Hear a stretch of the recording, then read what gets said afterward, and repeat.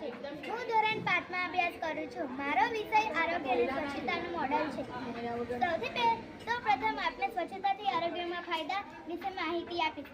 સૌમાં વહેલું ઉઠવું જોઈએ, એનાથી આપણે તાજગી રહે છે. દાંત સાફ કરવા જોઈએ, એનાથી મોંના દુર્ગંધથી બચી શકાય છે. સ્નાન કરવું જોઈએ, ચામડીના રોગથી બચી શકાય છે. નખની સફાઈ કરવી જોઈએ, શરીરના રોગો સામે રક્ષણ મળે છે. કપડાં સારા પહેરવા જોઈએ, શરીર ચોખ્ખું રહે છે. ગંદા કપડાં પહેરીએ ત્યારે આપણને રોગો થાય છે. એના માટે મેં સૌપ્રથમ હેન્ડવોશ મૂકેલું છે, એ હાથ ધોવામાં પણ ઉપયોગ થાય છે. સાબુ સ્નાન કરવામાં ઉપયોગ થાય છે. માસ્ક આપણને રોગથી બચાવે છે. નખ કટર આપણને નખ કાપવામાં ઉપયોગ થાય છે.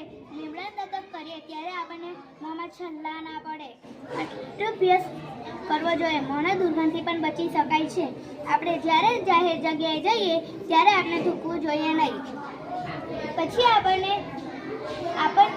શરદી ખાંસી વધારે લાગે ત્યારે આપણે નજીકના પ્રાથમિક આરોગ્ય કેન્દ્રમાં જવું અને ડૉક્ટરની સલાહ લેવી.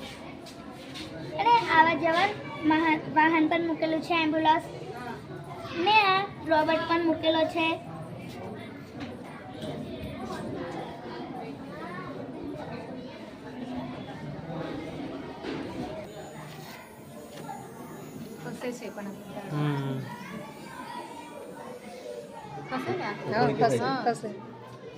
જેમ આપણે આપણા શરીરની સ્વચ્છતા રાખીએ એમ આપણા ગામ અને ઘરની પણ સ્વચ્છતા રાખવી જોઈએ.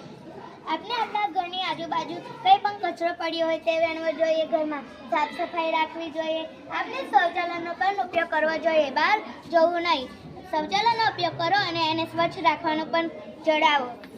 મેં આ બધા સાધનો મૂકેલા છે અને મેં દરેક પ્રકારની કચરાપેટી પણ મૂકેલી છે. વાદળી કચરાપેટીમાં કાચનો કચરો નાખવો જોઈએ, લાલ કચરાપેટીમાં પ્લાસ્ટિકનો કચરો નાખવો જોઈએ, લીલી કચરાપેટીમાં લીલો કચરો નાખવો જોઈએ, પીળી કચરાપેટીમાં પીળો કચરો નાખવો જોઈએ. આપણે આપણા ગામની સ્વચ્છતા માટે પણ આ સાધનો મૂકેલા છે.